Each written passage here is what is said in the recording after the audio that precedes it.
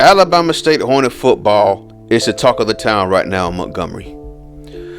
People have never seen the program excel like this, ever. We're coming off a season where we won our third straight MAC SWAC championship. Plus, we win a bowl game for the second consecutive year. When Joseph Cooley took over this program, it was a one-star program. And now, he has increased that to a 4-star program. But not only that, for now Joseph Cooley has draft picks on his resume. That's right. He has cats like Roddy Watts, who went 3rd round to the Detroit Lions. He has this guy, the man all the way from VA, Justin Chambers, the greatest running back ever, going in the 3rd round as well to the New England Patriots. And man, does he have a journey. Kevin Scott went in the 5th round to the San Francisco 49ers. If he can work on his hands every day, he will be a great. So last video we went over the schedule. First week, we got a bye. We're not playing nobody. Then we go to Gainesville. Iowa State comes here. We go to Lubbock, Texas. Then we got the Braves in the Gumptown. We go to Tallahassee. Bethune-Cookman comes here. We go to Houston. We go to Baton Rouge. And I believe, the Magic City Clash is here in Montgomery. Then we go to Jackson State. And then we got Grambling State for Senior Day. Also, in case you didn't notice, we are the number 18 team in the country. For the first time in this series, we're starting off a season in the top 25. The national champion Oklahoma Sooners, they are the number 1 team in the country. You see that we are B overall now. B- on defense, B- on offense. So for season 5, as you see the rest of the top 25 poll, we're going to do something different. We're going to do something we've never done before in this series. We're going to do our own version of HBCU primetime. So let's go to the first game. It's not an HBCU matchup, but it's a top 25 matchup that we have to pay attention to. The number 19 Florida State Seminoles are going to Boulder to take on the Colorado Buffaloes. Alexander, Copeland, Mays, watch out for these cats right here, because they might be in the NFL one day. Potential first rounders at that. There goes the number 21 Colorado Buffaloes, excited for the first game of the season. Labor Day weekend, I believe it is, or was it still late August? I forgot.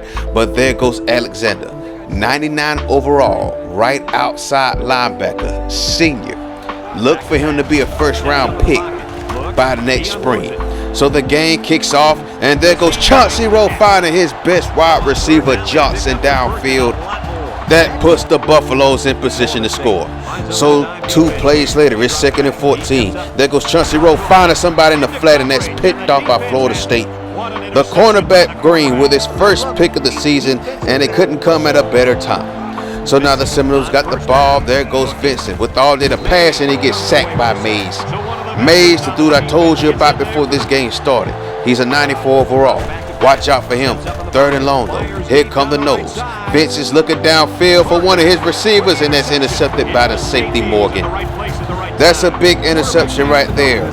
So now the defenses are exchanging gifts. Nose giving a gift. Colorado's giving a gift. There goes Chauncey Rowe though. This time he's sacked. He's injured on the play. He separated his elbow, and he's out for the rest of the game. Wow. So here comes the backup quarterback, Gary Stevenson. Not even looking downfield, immediately taking the ball upfield, doing things on his own. 1st and 10 for Colorado. At the 34, 1st and 10. This time, Alexander gets to Stevenson. His first sack of the season. This man is a problem, ladies and gentlemen.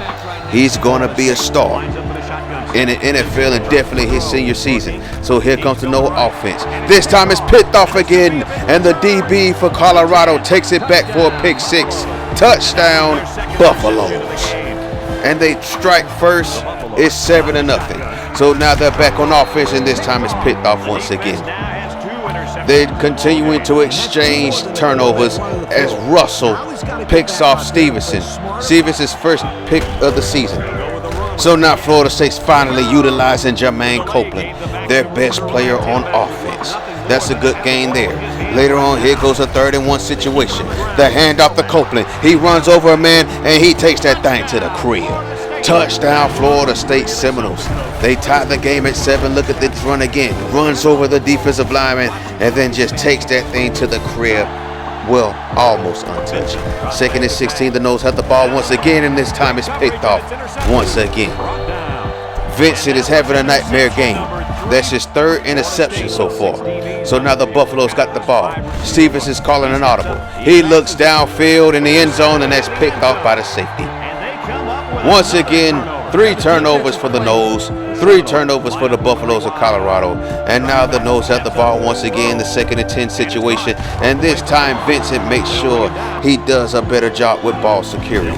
Now the helmet came off though. This time Vincent's looking deep downfield, and that pass is completed. What a big play there by Adam Vincent. 3rd and goal at the 8-yard line. Vincent with all that a pass. He's looking in the end zone. It's picked off again. That's interception number 4 for this Colorado defense.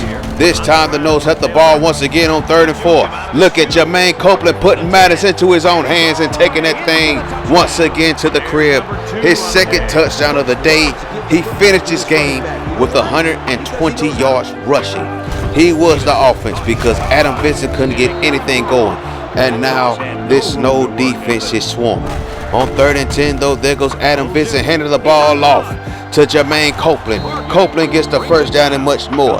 So now Florida State is looking to close the game out, looking to get out of here with a W. And then there goes the fullback getting destroyed.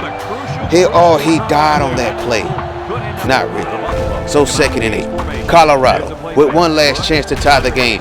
Gary Stevenson is sacked in the backfield by Williams. 3rd and 11. Stevenson looking back on the play fake, and he gets sacked again. 4th down. Gary Stevenson, what are you doing? What are you doing? You have 19 yards to go and you decide to run. And that's a wrap, ladies and gentlemen. The Florida State Seminoles escape Boulder, Colorado with a 14-7 victory over the 21st-ranked Colorado Buffaloes. The defenses took over in that game. So the Noles beat Colorado. Next game, we got Notre Dame going to a place they've never been to before. Down in Houston, Texas. Not Houston, but they've never played Texas Southern. So here we go. Texas Southern, ranked number 77 in the country. Notre Dame comes in ranked number 34. This cat right here they call Williams, he's one of the best strong safeties in the country. He could be a problem.